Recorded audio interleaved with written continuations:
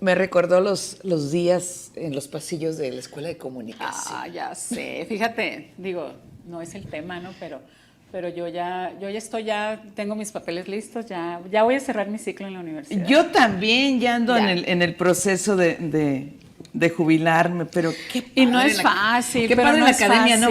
¿no, maestra? No, sí, 34 años, ¿qué te voy a decir?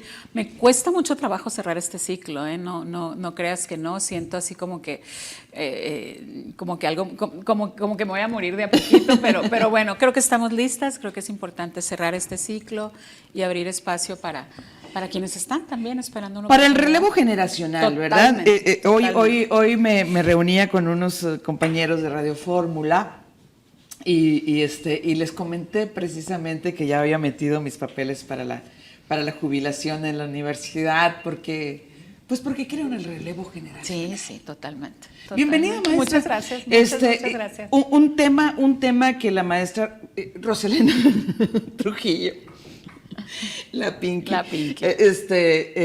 ha traído, así de manera muy constante, abierta, hasta que se convirtió en ley, es lo de la menstruación digna. Así es. A ver, para ponernos en antecedentes, maestra, ¿de qué se trata? Fíjate, este es un tema que apareció, y digo porque apareció porque no era un tema que yo tuviera, lo conocía, pero no lo había visibilizado con tal magnitud.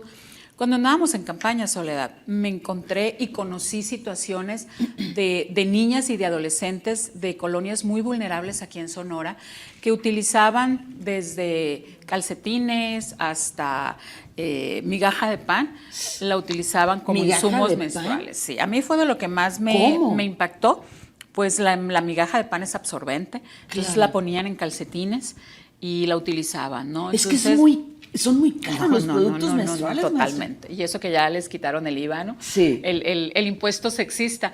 Pero fíjate, yo cuando tuve de cerca esta realidad, yo conocía la situación. Tú y yo somos maestras, sí, y sabemos que cuando hemos tenido en la universidad alumnas con alguna vulnerabilidad económica, a veces pueden utilizar una sola toalla sanitaria un día, o a veces se ausentan de la escuela porque no tienen insumos menstruales. O sea, para mí era una realidad que conocía, pero nunca la había dimensionado con la crudeza que me tocó verla cuando andaba yo en campaña, ¿no?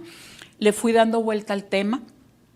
En el cuarto Parlamento de Mujeres hubo dos chicas, una chica de aquí, de Hermosillo, y otra chica de Guaymas, dos feministas, Reina Benavides y Rebeca Gutiérrez, quienes presentaron propuestas de iniciativa sobre el tema de la menstruación digna, ¿no? Entonces, producto del Parlamento fue cuando agarramos el tema y dijimos, bueno, creo que ya es momento de darle viabilidad jurídica, y lo fuimos trabajando.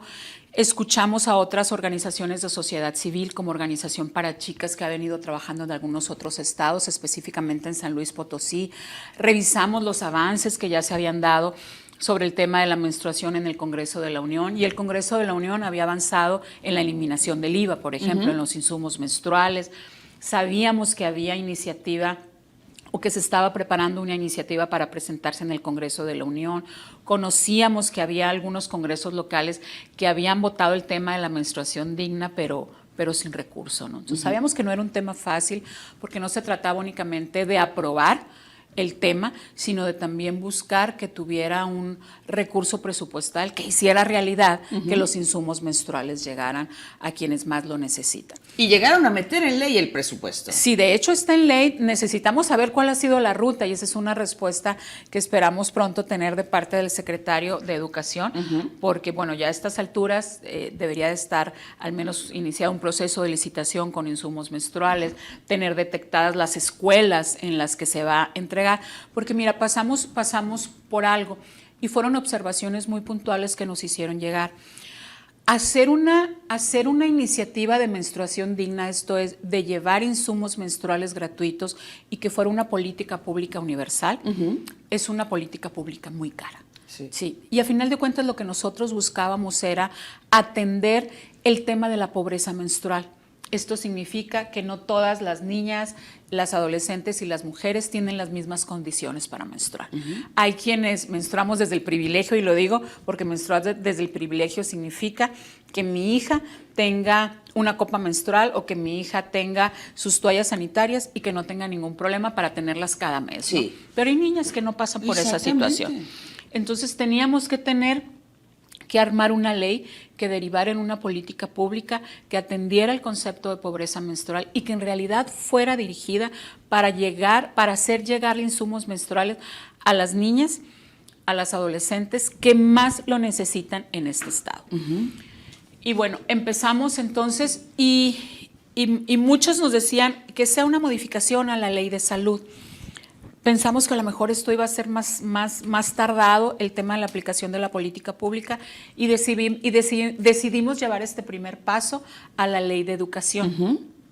Que la ley de educación ya contempla los uniformes escolares gratuitos, contempla anteojos gratuitos, y si bien los uniformes escolares son de aplicación universal, en este caso la política pública, la ley y la política pública debe de ir dirigida para niñas y adolescentes que están en situación de escolaridad, de entrada. O sea, que estén inscritas en las escuelas y que sean en escuelas que la Secretaría de Educación y Cultura considera que están en alguna franja de vulnerabilidad. Sí, porque hay que decirlo, muchas niñas, todas las mujeres tenemos el temor de mancharnos.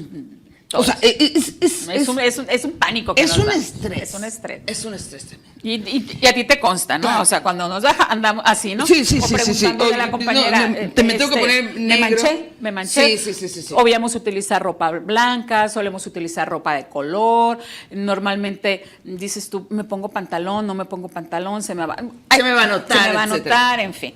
Ajá. Entonces, para las niñas, para las que empiezan a menstruar, pues que no tienen todavía, sí, cuando tenemos años, no podemos regularlo a veces, pues con mucha mayor razón cuando no tienen experiencia. Y esto implica muchas veces la ausencia de la escuela, o escuela sin baño, pues. No, de entrada, sin baño, sin agua. Sin agua. Entonces, no es un proceso fácil. Pero bueno, era como la primera ruta para empezar en una etapa de institucionalidad, de ver a la escuela como la posibilidad de instrumentar la política pública, ¿no? Obviamente a mí me encantaría que este tipo de política pública pudiera llegar a otras mujeres que están en condición de vulnerabilidad, pero que no están escolarizadas. Pues estoy hablando de las mujeres en los cerezos, estoy hablando de mujeres indígenas, estoy hablando de jornaleras agrícolas. O sea, quedan fuera a lo mejor de manera temporal de esta política pública una buena cantidad de mujeres, una buena cantidad de niñas y adolescentes que también están en condiciones de vulnerabilidad. Pero bueno, creo que la idea era empezar y que la idea era abrir brecha y abrir una ruta para posteriormente poder ampliar la política pública a esas otras mujeres. Sí. Pues un llamado a la Secretaría de Educación y Cultura porque se ha tardado. Primero, nosotros indagamos el tema en Radio Fórmula y bueno, la razón que nos dieron es que no se había publicado la ley en el boletín oficial. No, ya está publicada. Luego se publicó y el recurso ahí está. Son 5 millones. Y luego van a salir con su ejercicio.